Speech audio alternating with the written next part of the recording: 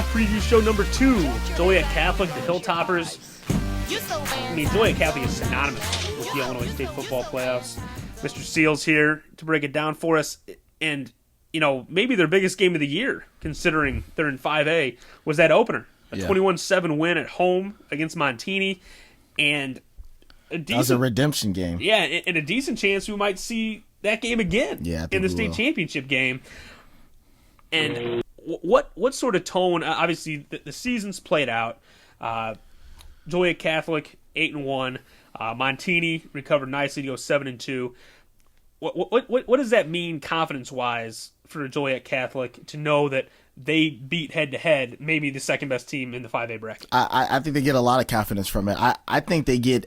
To me, I think they get more confidence from the bigger teams that they play in their conference. Yep. Because, you know, playing Montini and beating them, okay, that's almost like a same level team, same size schools, similar program from the standpoint of both being private schools.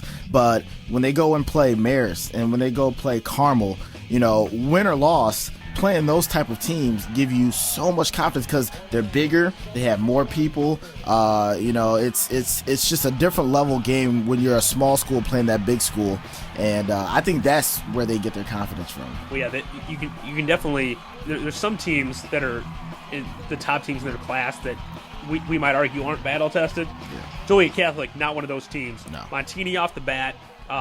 Providence fought him hard in week 2, 12-point game. Went up to Muskegon Heights and got a 1-score win over Muskegon Heights, Michigan. A 3-point loss at Carmel. And then a 1-touchdown win at home against Marist. So, you know, those are all teams.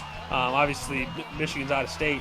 But those are all teams that are either looking like good for a deep run in the playoffs, or a Providence team that just might have played the toughest schedule in the state and got beat up. Exactly. I mean, and so you look at Joliet Catholic, so not only are they playing, you know, some of the best teams, but they're beating them, you know. Right. So, you know, you bring it back down. It's like the little brother playing with his older brothers, and then you go play with the people your same age. It's like, oh, this is easy. I can do it all day. So, you know, they play Carmel, they play Marist, and both of these are top teams in the 7 and 8A. So whoever's making the schedule or however that's working at Joliet Catholic, I say keep doing it because as long as you're good enough to survive it, it's probably a benefit. Oh, it's definitely a benefit. But, you know, on the other side of that, you see some teams like Providence had a very tough schedule, and this year just was not their year. Yeah, could have been the 6A favorite if they would have made it in. Oh, yeah. So it makes it tough. My question is, Joliet Catholic lost a game. Certainly, they've won plenty of state championships as an undefeated team. But good for them, indifferent to lose that game to Carmel long term? I mean, coaches keep the edge on more. I mean, honestly, I don't think it has a real big impact on them. I think that, you know, you're playing that 7A team who is doing phenomenal this year. You know, went 8-1, lost to the team over in Ohio just the other day. I don't think it has a really big effect. I just think it's a game to get them ready for, you know, what they need to do. Yeah, Joliet Catholic, led by quarterback Tyler Wrights and two-headed monster in the backfield, Mr. Ferguson, who I know you like a lot, and then Malin Jones, over 3,000 team rushing yards. Yeah. I mean, that's a ton no matter who you are. Yeah. I mean, Joliet Catholic, that's what they do. They run. They let you know they're going to run, and the teams that they're going to be playing in 5A, they run too. So from that standpoint, like when they played Carmel and they lost, it's like that's a team that was passing a lot and stuff like that. So it's a different kind of competition. But when they step down to 5A and play in the playoffs, you know, they're not going to be seeing too many passing attacks of a Kevin Earl or Riley O'Toole. So they'll really be okay. Yeah, I mean I'm hoping my math. That's like about 350 rush yards a game. Yeah. That's dominating. That's called trust in the offensive line and your running backs, and that's good because they're going to be playing some other teams like that. Most notably, my guys, Peoria Ridgewoods. Obviously Joliet Catholics made deep runs. What sort of negative effect, if any, would it have for Joliet Catholic to have to play Ridgewoods and then probably Springfield Sacred Heart Griffin back-to-back leading into a state championship game? I think it would have the same effect just like it did for Alabama, losing to South Carolina. You can only get up for those big games so many times your body gets tired, especially at this time of the year. Their bodies are tired, they're injured. And this is the other thing to think about is, Sacred Heart Griffin and Richwoods want a piece of Joliet. Oh, yeah. They really want a piece of them. They want to say, Richwoods got, I think Joliet beat him by about 40 last year in the playoffs. Oh, yeah. So Richwoods is going to be fired up. And on a side note, if all the seeds hold, Joliet Catholic's going to be going down to Peoria to play that football game. And that will be a madhouse, as you tell me, because down there there's nothing else going on, but we are in the football games when it's Friday or Saturday night. And Joliet Catholic is the biggest show. There's no one bigger than Joliet Catholic.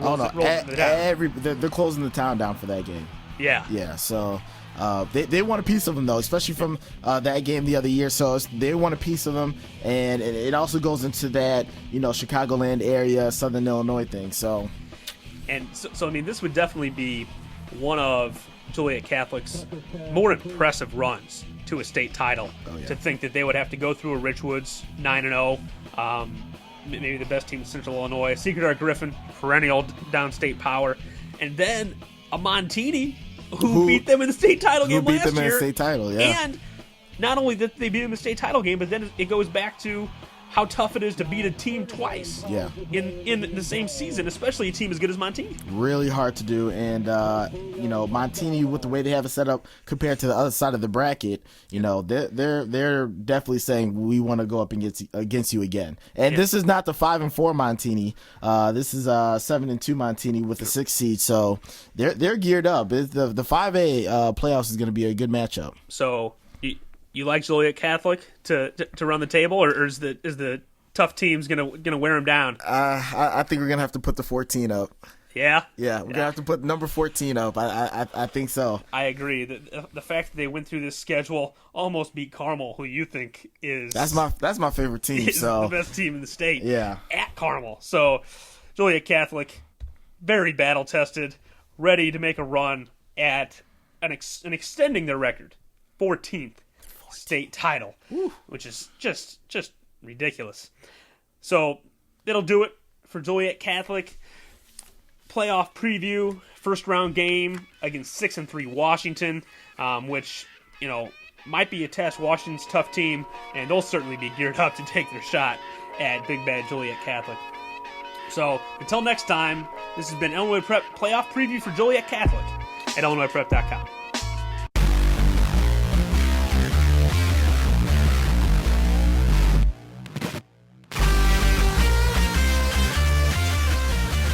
Tilt your head back and close your eyes.